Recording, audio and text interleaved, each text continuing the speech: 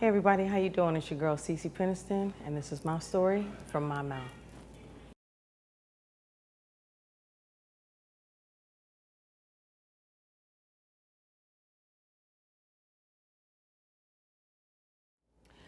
You know, I would say one of the highlights of my journey was being able to make history. Being able to go to South Africa after apartheid and being one of the first, black African American women to go over to apartheid even before Whitney, and it's documented in history was such a blessing to me. I remember standing on the stage and I was like, they were like, finally, and I was sitting there like, oh man, they know it here. And I felt blessed and I felt grateful in that moment. So because I had known the struggle, it was like it had two meanings for me. Right. So it would be like that was one of the special moments. What about the one you mentioned earlier about the charts?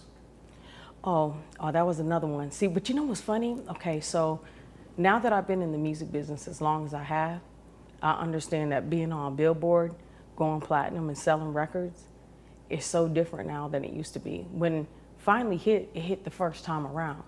So I didn't understand how hard it was to really be on the charts. So when I saw that it finally was on the charts for 33 out of 52 weeks, I understand the amazement of what that is in this moment even more than then, because when they told me, I was like, I made #1.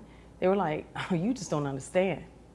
So now I understand what that means.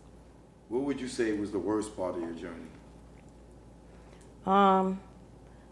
The worst part of my journey was trying to live up to other people's standards of who they thought I should be. And it continues to be that way.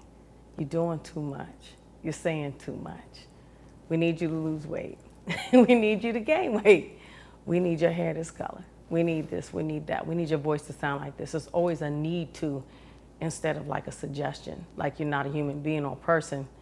I think that's where people sometimes get lost. Instead of saying, hey, I got a suggestion for you. Have you ever thought about?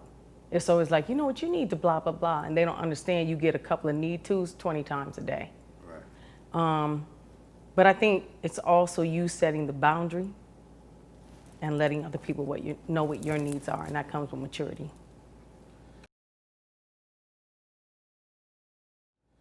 Without naming names, what was your best intimate relationship?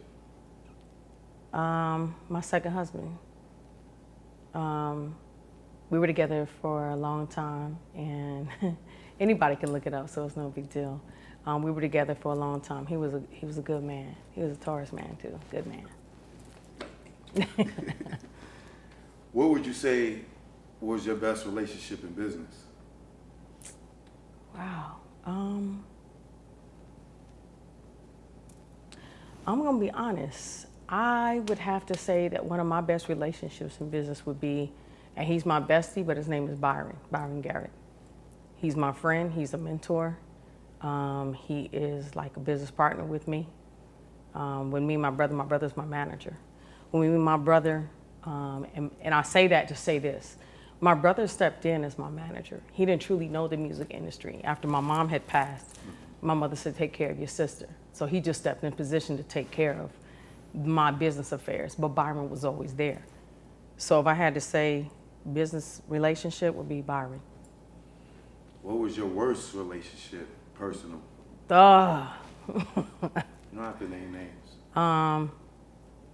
It was some managers I had.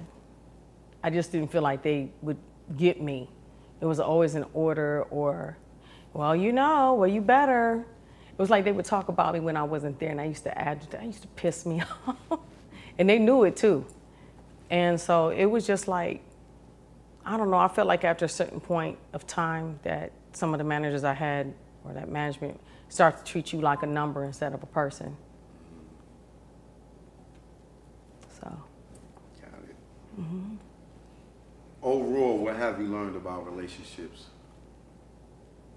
It's not what you know, it's who you know in the music industry, plain and simple. There is no in between. It's definitely black and white. And if people mess with you, they mess with you. And if they don't, they don't. And if you really want to be in the industry, don't get on the bad side. Period.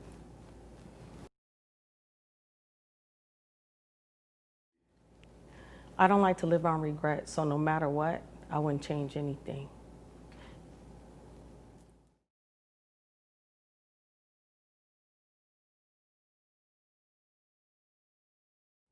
Hey y'all, I'm Cece Peniston, and we all have a story to tell and a lesson to learn.